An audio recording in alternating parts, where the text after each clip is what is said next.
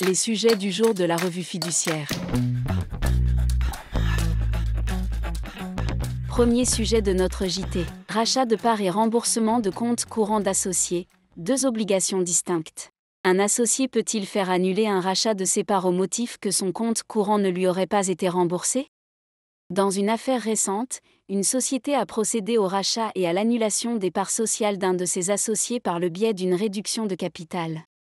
À la suite de cette opération, l'associé concerné a demandé l'annulation de l'opération ainsi que du rachat de ses parts, invoquant le fait que son compte courant d'associé n'avait pas été remboursé.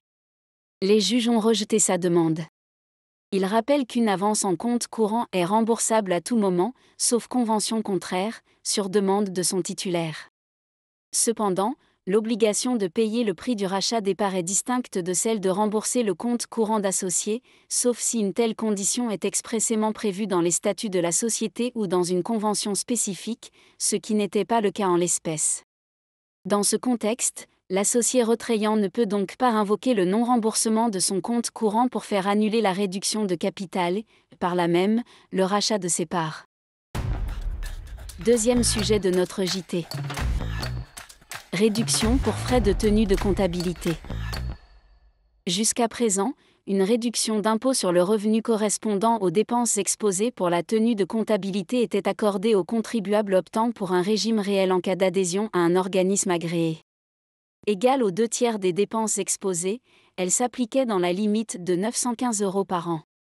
Cette réduction d'hier est supprimée à compter de l'imposition des revenus de 2025. Dès lors, les frais de tenue de comptabilité deviennent intégralement déductibles, avec, en pratique, donc une incidence en montant d'impôt égale au taux marginal d'imposition X le montant de ces frais, pour la détermination des résultats de l'année 2025 pour les contribuables relevant d'un régime réel. Troisième sujet de notre JT. IJSS maladie, un décret diminue l'indemnisation des arrêts maladie.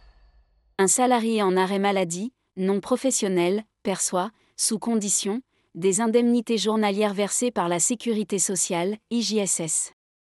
À partir du 1er avril 2025, la limite du salaire plafond pris en compte pour le calcul des indemnités journalières de Sécurité sociale, IJSS, va être ramenée de 1,8 à 1,4 SMIC. La baisse des IJSS va entraîner mécaniquement, au titre des salariés concernés, une augmentation de la part d'indemnisation complémentaire à la charge de l'employeur, complément de salaire prévu par le Code du travail ou la convention collective si elle est plus favorable aux salariés. Pour les salariés ne bénéficiant pas du maintien de salaire, exemple, ancienneté insuffisante, ce sera une perte sèche. Les indemnisations complémentaires de prévoyance pourraient aussi être impactées. Et à terme, par ricochet, le niveau des cotisations versées pour les financer.